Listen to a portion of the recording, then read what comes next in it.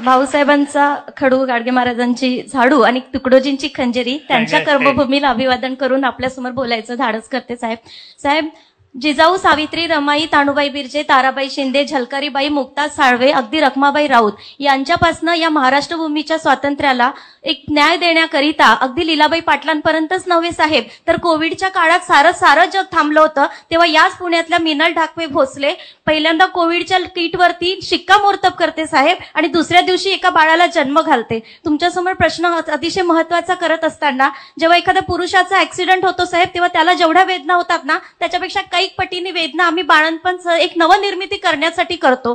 तर प्रश्न हा विचारावासा वाटतो साहेब, की या महाराष्ट्र निर्मितीसाठी एवढ्या महिला शक्तींनी महत्वाची भूमिका बजावल्यानंतर कित्येक सत्ता आल्यात आणि गेल्यात, तरी सुद्धा इथल्या सत्ताधाऱ्यांना एकदाही या महाराष्ट्र भूमीला महिला मुख्यमंत्री का द्यावीशी वाटली नाही?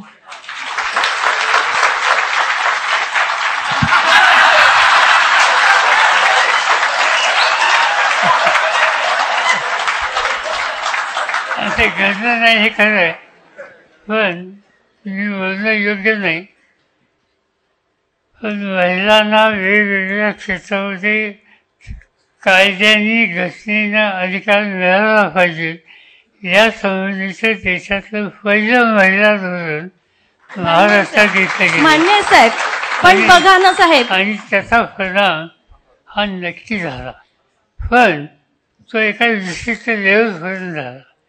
नगरपालिका असोत, महानगरपालिका असोत, आज 50% भगिनी त्या ठिकाणी दिसतात.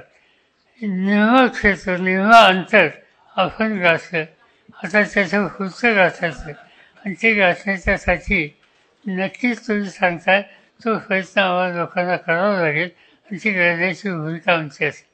आणि जी साधी गोष्ट सांगतो, आज देशाच्या पार्लमेंटमध्ये माझा पक्ष लहान आहे, पण त्याच्यामध्ये आमच्या संख्येमध्ये काही महिला आहेत. आता तुम्ही कदाचित वंदना चव्हाण नाव ऐकलं असेल. अतिशय उत्तम कॉन्ट्रिब्युशन त्यांचं पार्लमेंटवर असतं. आणि दुसऱ्या फौजिया खान म्हणून परभणीच्या स्पीकरने काही वेळेला सांगितलं की या दोन्ही भगिनींचं कॉन्ट्रिब्युशन अनेक सभासदांच्या पेक्षा अतिशय उच्च दर्जाचं असतं.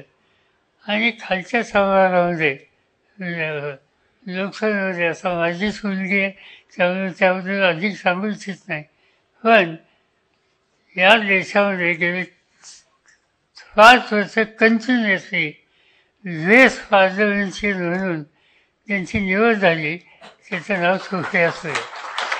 त्यामुळे होऊ शकतात आणि होईल पुढं. नक्कीच साहेब, धन्यवाद पण देते. आणि नक्कीच, पण भल्या पहाटे 5 वाजता 2 पुरुष शपथविधी घेऊ शकतात साहेब, 5 वाजता आम्ही फक्त सडा सारवण आणि रांगोळीच काढायची का? हाही एक प्रश्न तुमच्यासमोर आदरणीय दादांना माफी मागून ठेवते. आणि मला खरंच खूप आनंद होतोय प्रवीण दादा, पहिल्यांदा ही संधी मिळाली पुण्याला, पण व्यावसायिक निवेदिका व्याख्याता म्हणून आता मला माझ्या गावी परत जावं लागेल. सर उद्या कार्यक्रम आहे. एवढंच एक शब्द या सगळ्या भावांना, दादांना, तुम्हाला एवढंच म्हणेन, इथून दूर जाताना तुम्हाला देण्यासाठी साहेब क्षिप्राजवळ फक्त शब्द आहेत, पण शब्द हे माझे जणू दुधावरची साय आहे, जणू दुधावरची साय आहे. प्रवीण दादा.